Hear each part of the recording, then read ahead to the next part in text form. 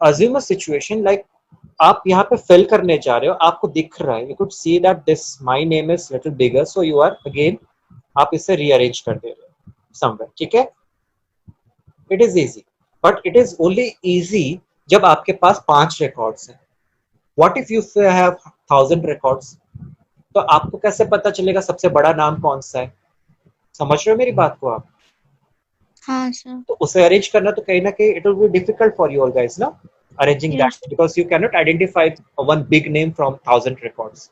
So in that case what you can do, आप B and C के बीच में चले जाना, just double click, ठीक है?